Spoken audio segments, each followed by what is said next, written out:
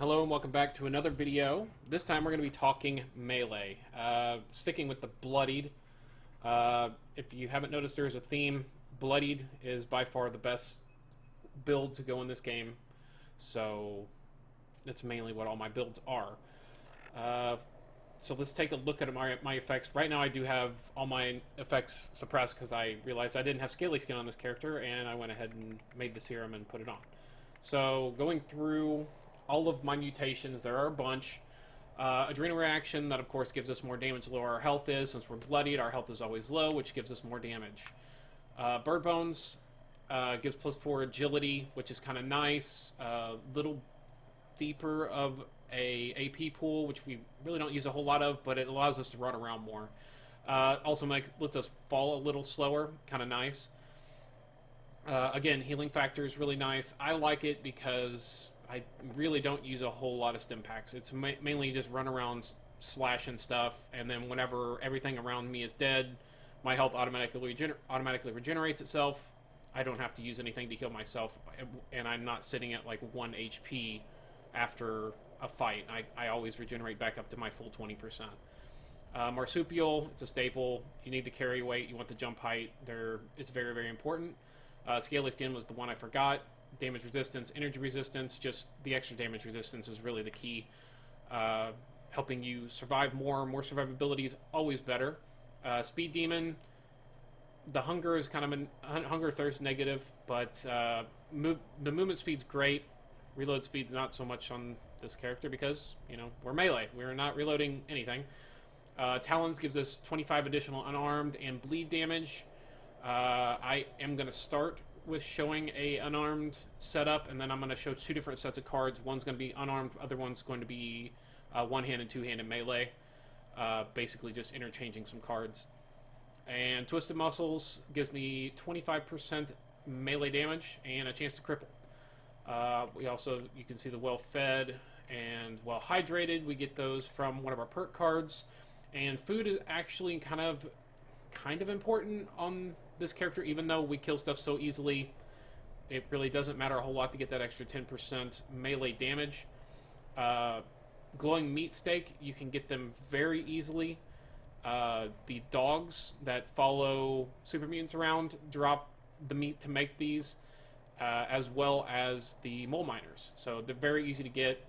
The Deathclaw steak is also very good, gives us additional strength, which is always nice for a build that's based on strength. So that is what we're looking at. Let's take a look at some. I guess we'll start on armor since we're already there. Unyielding, again, fully unyielding. Again, does not matter what the unyielding says, as long as it is a 1-star unyielding. The rest is kind of negligible. Additional stats are kind of nice. Mainly the fall damage, like I said. I'll say in every video, having two 50% reduced fall damage gives you 100% reduced fall damage, means you can jump off of a mountain. You will not die. Just like being in power armor. The only thing is, I do not know if you can cripple your limbs. You might still be able to cripple your limbs by fall damage, but serendipity also kicks in a whole lot, so sometimes you don't even take cripple effects. It's really, you know, kind of just what you want to do. Secret Service, again, is the best armor. It's one of the newest ones. You got to grind to get it, and then you got to roll lucky to be able to get the ones that actually are wearable. I've made over 100 personally, and I've made 2 unyieldings that I kept and 1 chameleon that was worth keeping. My luck making Secret Service armor has been abysmal. But it basically does not matter. Unyielding, the armor basically does its own. You don't have to do anything special with it. Just get unyielding. I run a 5 of 5. You can run 4 unyielding, 1 chameleon. It's really up to you. I recommend running all unyielding if you can get away with it, and hopefully your cards will pick up the slack of not being able to be detected as much. Weapons. So let's just go through them all. This is my, if something's in the air and I can't punch it, I shoot it. Obviously the damage is kind of low. It's just an anti-armor explosive, nothing special. I actually moved a couple of my ranged weapons off of him to another character that I'm going to do a video on. So this is kind of the one that I had left that she's not using guns on. So it's basically the only one I got. So here it is. Next we got, you know, our unarmed is what this is considered. It's not considered a one-handed melee. It's considered a unarmed. As you can see, the damage is huge. 1366. That's because of my life. That's because of the adrenal reaction, the 25% bonus damage from talons and twisted muscles and the food. You know, that all stacks up, and we're sitting at 1366 without any adrenaline adding to it. A lot of extra damage. And then we also put the third blade. Usually it only has the 2. You know, we went Wolverine style. We have 3. Bowie knife, also bloodied. Just for a tiny little Bowie knife, we're at 304. I also for melee weapons, I recommend whatever you want and swing speed. Whether it's junky swing speed, bloody swing speed, whatever. Always go for swing speed. I've seen some people talk about power attack. I'm not into the power attack thing. I like to swing as quick as possible, because sometimes you just get swarmed and you want to beat your way out of it. And I'm also going to do a comparison with this and another Bowie knife I have just to show damage difference. Another considered unarmed. This is the Power Fist. Also an unarmed. Also 1388 damage. Very good. Very good. Then I got another one-handed weapon, Bloody Revolutionary Sword. I haven't modded it. I think there is a mod you can buy for it, but I haven't done it yet. 446 for damage. Again, bloodied swing speed, very important. Then this is the other Bowie knife I was going to compare. So you can see, this is junkies. I have no negative effects. I actually just pulled this out just to show the difference. So this junky Bowie knife gives me 174, whereas my bloodied Bowie knife gives me 304. It's 130 damage difference just right off the bat. And so I recommend bloodied weapons. Again, here is a Vampires.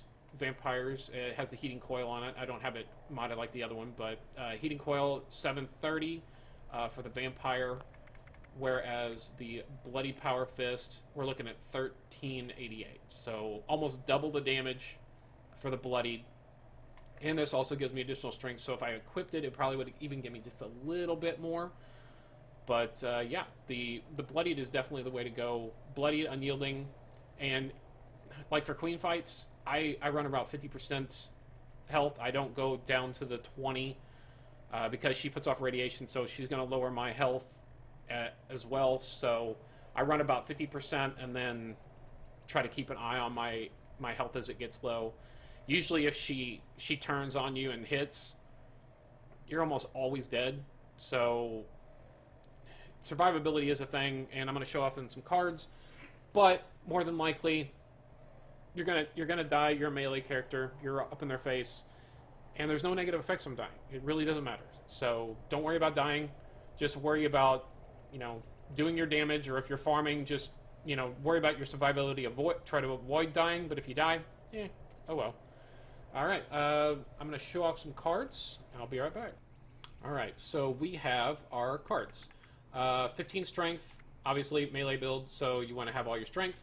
Let's start at the top. So we go Barbarian. I very rarely use power armor with my melee character, so might as well get the additional damage resistance. Again, this is one of our survivability cards. It is optional. You can, you know, kind of play around with the build. It's all going to be dependent on your gear and your weapon and kind of your luck a little bit too. So Barbarian, I like it. Gives me extra damage resistance. Very good. With all the extra strength that we get, we easily hit that 80 max. Definitely recommend having this card. Iron Fist, since we're doing unarmed first, gives us 20% extra damage. Doesn't seem like a lot since all the other ones have 20% cards that go all the way up to tier 3, so they get 60%. Unarmed damage is so high, you really don't need to worry about that extra 40%. You more than make up for it. honestly, punching attack weapons are probably the best in the game, even over two-handed weapons, but I'll kind of show a little bit off. Next, we got blocker. Blocker just allows me to take less damage when I'm getting meleeed. Since I'm up in their face, things like super mutants and stuff, they very rarely shoot you. They usually try to at least punch you or something. So blocker, I go for that. Incisor, I think it's pretty important. It allows you to ignore your opponent's armor, which is kind of important, especially for harder stuff like super mutants. No, I wouldn't say they're hard, but you know they have high armor.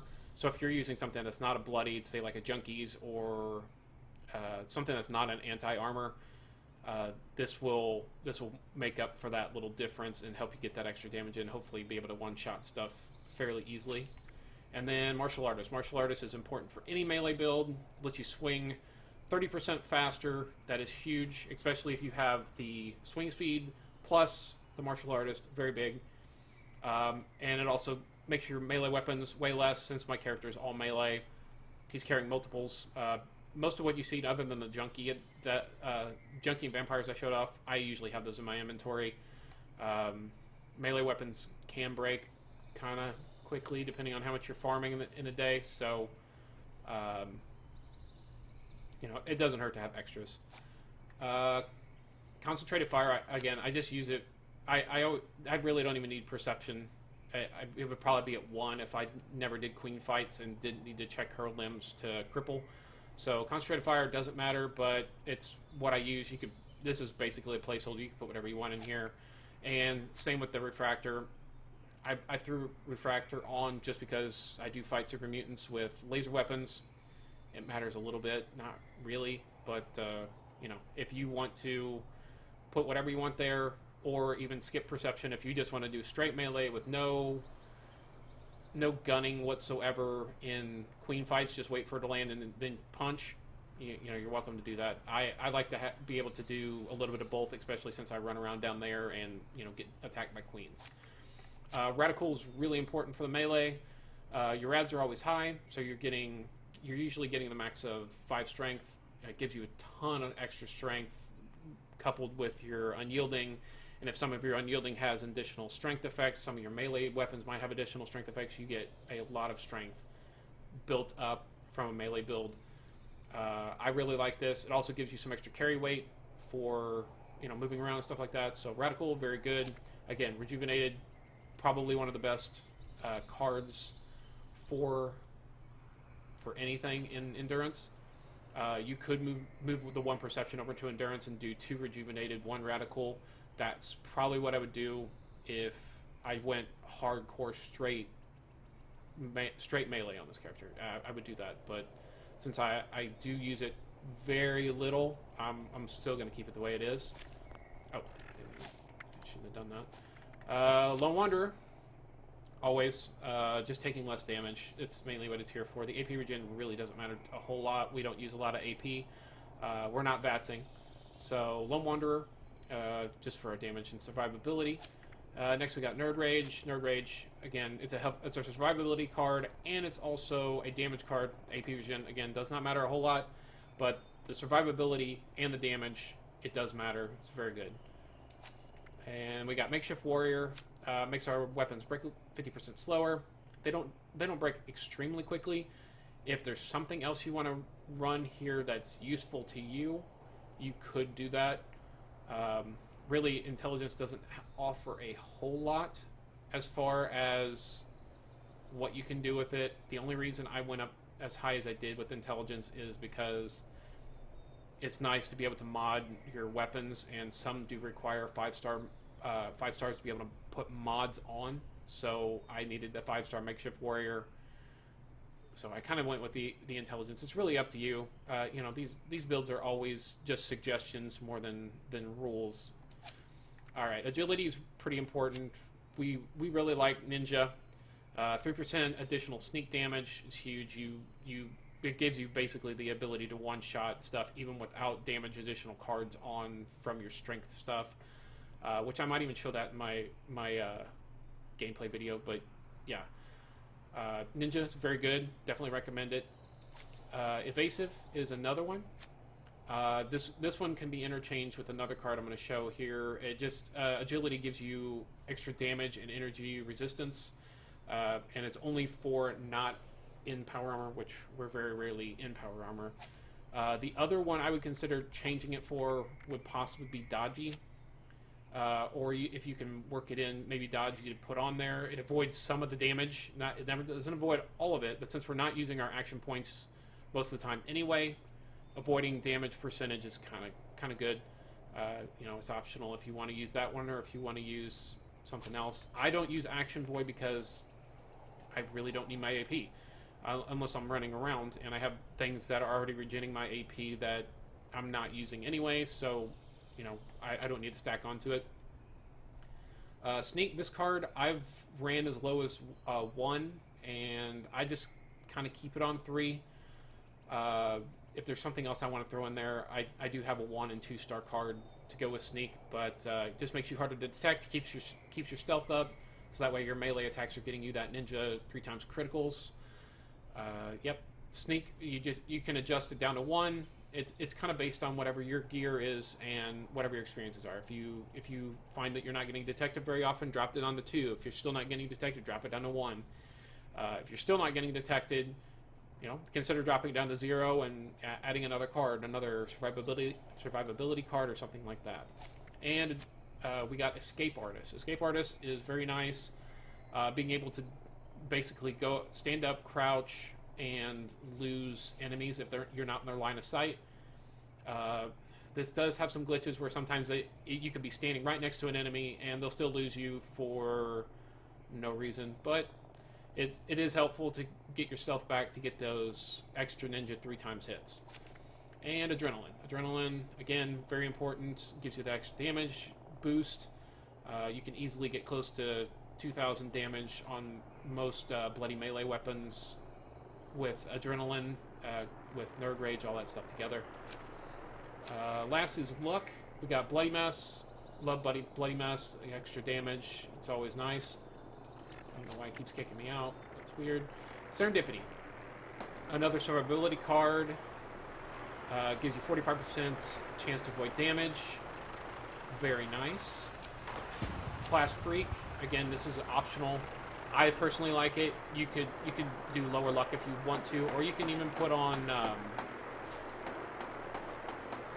something like Luck of the Draw, or you can even do better criticals, because if you want to kind of use your melee bats, you can do that and get the extra damage from it. Maybe during a Queen that would be a possibility.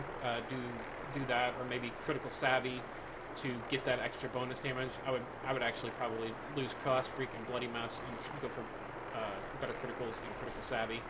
And then Starch Genes, of course, is always a staple and always will be on any character you make, because you want those mutations. You don't want to lose the ones that you have, and you don't want to add any of the bad ones to it. Alright, let's go for some gameplay. Okay, before we start, I actually forgot. I'm going to show the difference between our strength build. Whenever I switch to two-handed or one-handed, it basically doesn't matter what you do here. The main difference is, obviously, I take off the punching damage card. I also remove... What's the name of the other card I took off? Why am I drawing a blank on the card I took off? Blocker. I took off Blocker. You can kind of interchange this how you want. Usually I only run one, either max 20%, or sometimes I'll just put the 10% on of each, just a 1 star of each card, because that's 3 stars. That gives me a total of 30% damage, where this 3-star only gives me 20% damage. So sometimes I'll do that and just run basically the normal build. You have so much damage at your disposal. You really don't need all the bonus damage. That's usually what I do on other characters. I actually don't have all the 1 stars. I have tons of things. I guess I'm kind of lazy on spinning it, but I try to keep Barbarian on, and if I really need to, I'll throw Blocker back on. But yeah, this is basically what I do. Just a couple card changes. Everything else basically stays the same regardless, and it's up to you. Sometimes you can use 0 damage cards. I'm actually going to take off. So I'm going to have all of my damage additional weapon cards off, and I will throw on, I'll use my Bloodied Pioneer Knife and just show the difference in damage. Someone there. Show that it's still viable, even if you don't use damage cards. Wish a buckethead would show up. And we're trying to keep our stealth. I'd rip his leg. One-shot that guy, and you see how fast you swing.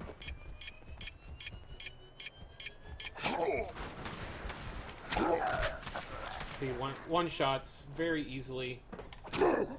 These guys are not an issue. Let's switch to this. The sword, little slower of a swing speed, but still has the Bloodied and the swing speed on it. And we still have our swing speed card on. You know, we'll just kind of demonstrate some different damage. There's a little one shot there. We should have some adrenaline now as well. That's where you get your 10% damage boost from. These guys are just wildly firing because they don't know where I am. That sneak helps a lot. Sneak up with these here. One shot. And we'll kill this. Again, it's the build is so good. You don't need damage cards really. You have so many things giving you damage. Actually, I should have adrenaline.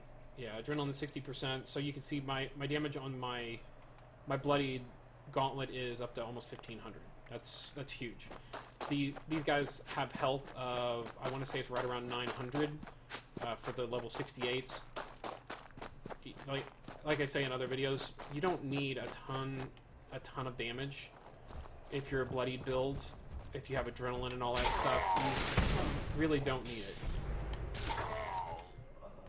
it. The enemies in this game, they only have so much health. You can only kill them so much. And once they're dead, they're dead. So it doesn't matter if they have 900 health. It doesn't matter if you do 901 damage or 1500 damage. You did enough damage to kill them. That's all that really matters. So that you don't have to stress on seeing those massive numbers popping up in your screen. Only you can see them. You know, you're not really flexing on anybody. And again, the builds are so good. Bloody but unyielding. It's so good. You don't have to really do a whole lot. My agility is so high they can't detect me. My strength is so high for my my extra melee damage. I one tap everything even without the strength damage cards, so you can just stack on survivability to make sure you're not dying as much as possible. My sneak is so high that I'm not even getting detected most of the time.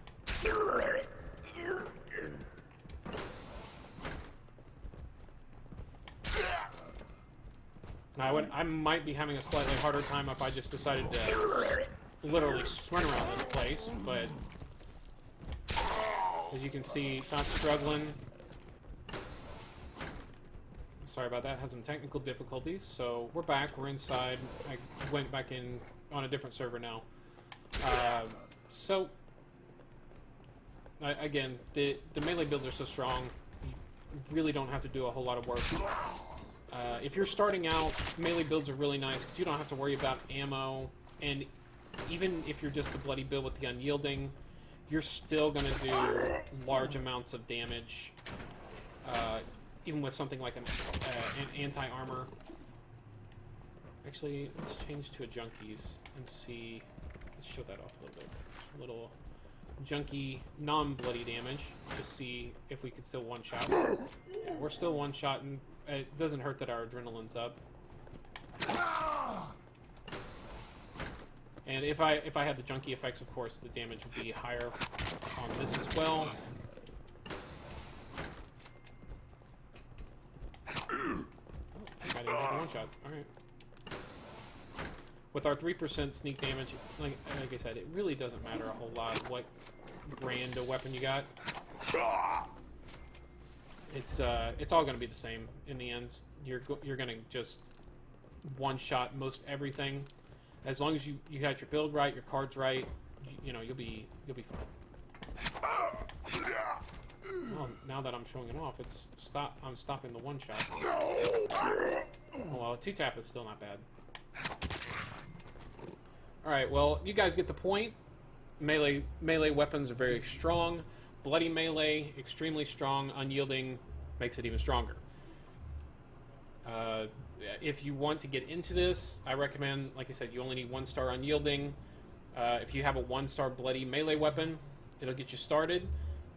Just go to the purveyor and roll for 2 stars, or roll for 3s, whatever you want to do.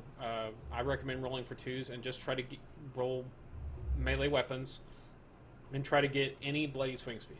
Any bloody swing speed whatsoever will be good, and you'll be able to farm. Eventually you'll get drops for them, you'll get better armor, you'll get better weapons, more variety of weapons, and you know, this is a build that's very easy to achieve. Just takes a little time. Anyway, thanks for watching. I hope you guys enjoyed the video, and as always, if you have any questions or comments, hit me up in the comments, and see you guys next time.